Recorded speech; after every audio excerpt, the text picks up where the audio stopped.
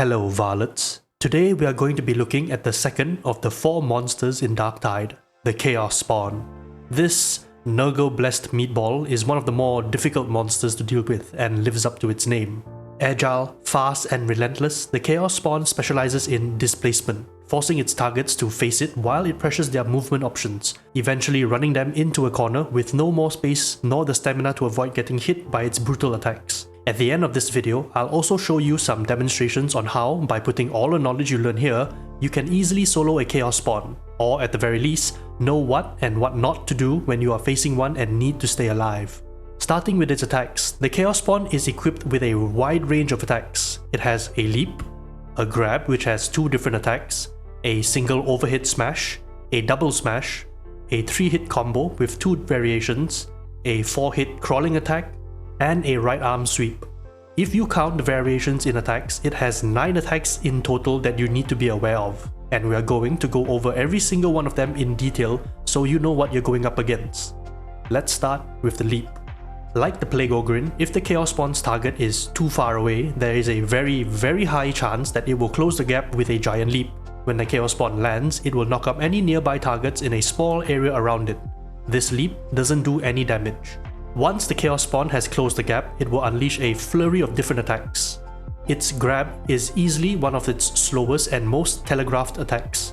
The Chaos Spawn winds its spaghetti tentacle arm back and swipes from left to right in an almost 180-degree arc. Players caught by the grab will be disabled and receive 2 different attacks depending if there are other players nearby.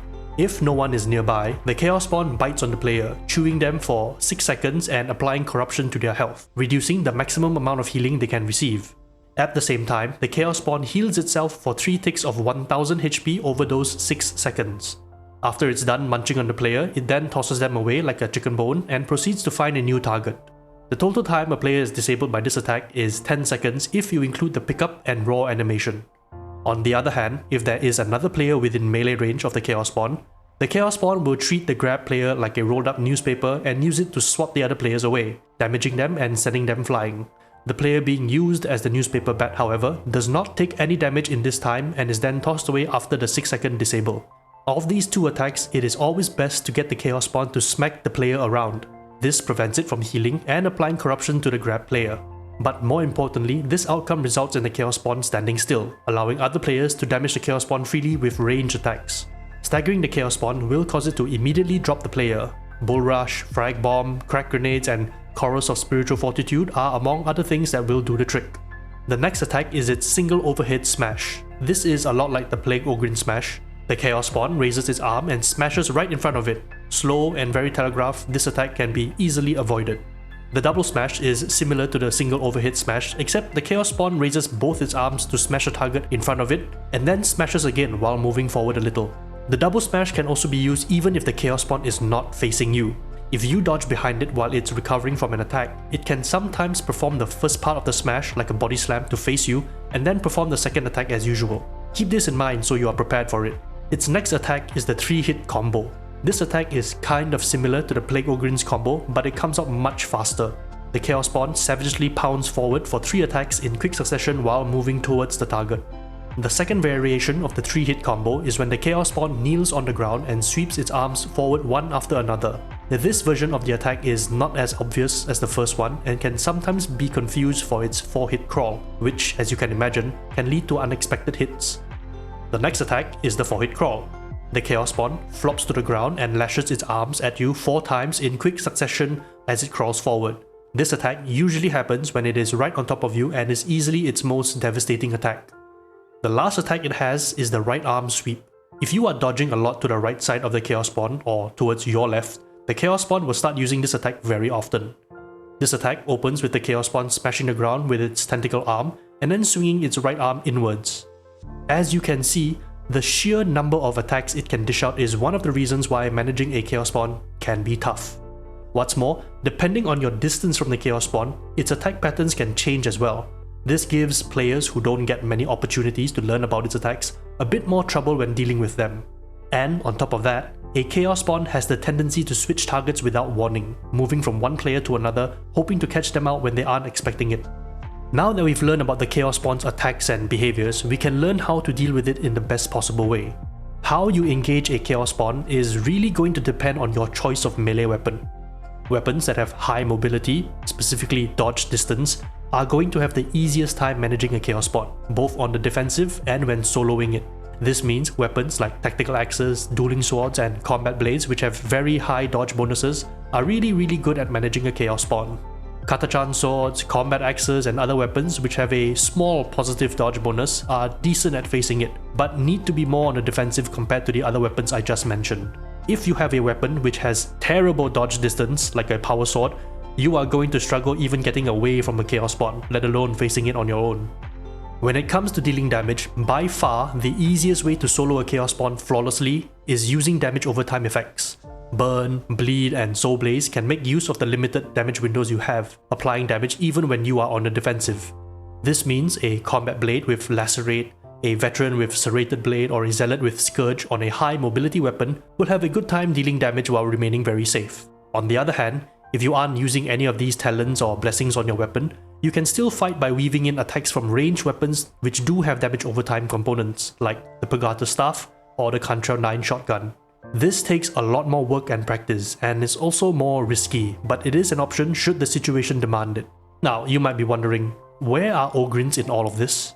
Well, Ogryns are a special case, and I'll have a section just to address them. But for now, let's take everything we've learned and face a Chaos Spawn solo. If you have any of the bleed blessings or talents on your character, and you are using a melee weapon with a positive dodge bonus, you can circle a Chaos Spawn continuously while whittling away at its health with constant attacks and bleed damage. To do this, you first want to bait out its grab attack. It usually uses its grab within the first 2 or 3 attacks after engaging you for the first time. Avoid getting hit, move in close and hug the Chaos Spawn, spamming attacks as you dodge to your left. Doing this should force it to use its single overhead smash repeatedly, locking it in place as it spins around trying to smash you. However, there are 2 things to look out for when doing this. First, if you dodge too far behind it, there is a chance it will use the body slam attack into the double smash or the right arm swing. This may push your character away from it, and you'll need to re-engage when the opportunity presents itself. Remember to block the attacks as well. The second thing to watch out for is the grab attack. After circling it for a while, the Chaos Spawn's grab attack will eventually be ready again, and this is when you need to take care not to get hit. From my experience, as long as you are comfortably outside this 180-degree arc when it uses its grab, you'll avoid getting hit. This is where weapons with high dodge bonuses will have an advantage over those with smaller bonuses. As long as you can avoid the grab and keep circling it with constant attacks and dodges, it will go down in no time. Here is a demonstration on what that looks like.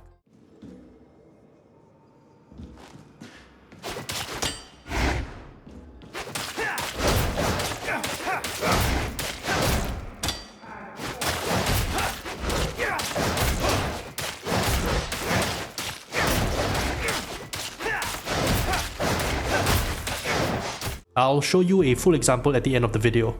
On the other hand, if you don't have a bleed blessing or talent but have a weapon that is dependent on weak spot hits like a combat axe, you can still try and circle the Chaos Spawn as I've shown before. Difference is that it will be slower for you to take it down, and there's always the risk that your dodge might not be enough to keep circling it. If you don't have a high mobility weapon nor have any damage over time effects, the next best strategy is to employ what I call the standard method. The standard method avoids hugging the Chaos Spawn and instead makes use of your limited mobility to create more space, allowing you the opportunity to use your ranged weapons for a brief moment. This method requires you to have a firm grasp on how a Chaos Spawn behaves and know which attacks are coming to avoid them. The upside is that your weapon doesn't need to have high dodge bonuses to avoid getting hit by its grab, unless you mistime it or get too greedy. This strategy provides you with better windows of attack to land weak spot hits, but the downside is that you will be on the defensive a lot and have to move around more. This not only means taking longer to bring the Chaos Spawn down, but your stamina will be under pressure from trying to block most of its attacks as well.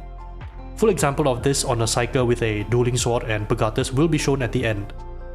Finally, I want to talk a little bit about class-specific stuff. As mentioned earlier, some weapons and classes will undoubtedly have an easier time dealing with a Chaos Spawn. That's just the reality of it.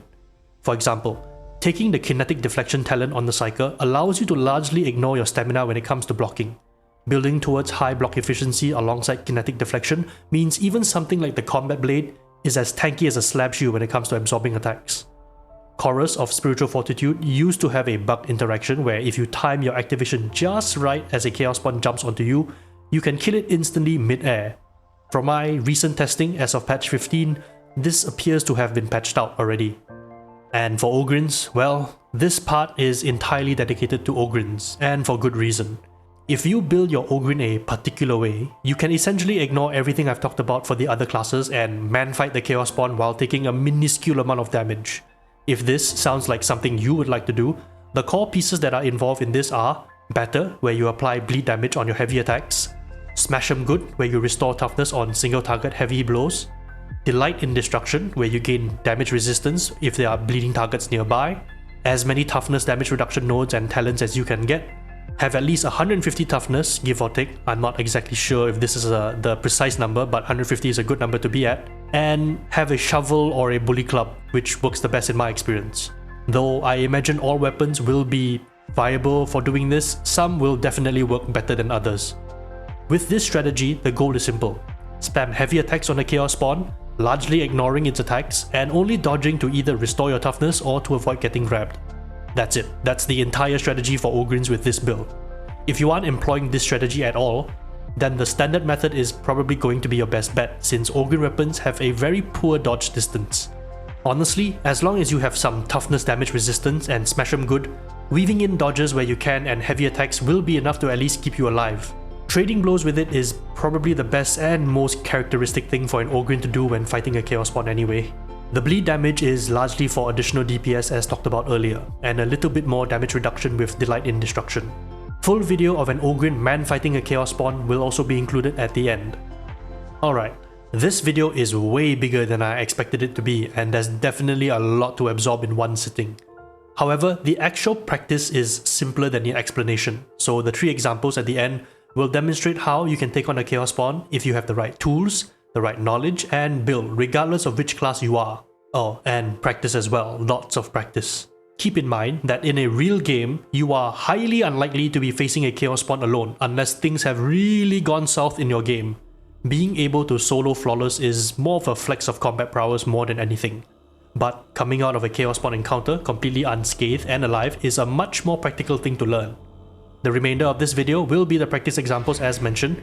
Everything I've covered up until now is to explain exactly what is happening in the next 3 clips of gameplay, so you can implement it as well. See how much easier dealing with a Chaos Spawn is when you are geared for it. I hope you have found this video not too overwhelming and useful. Thank you all for watching, and I will see you in the next one. Varlets.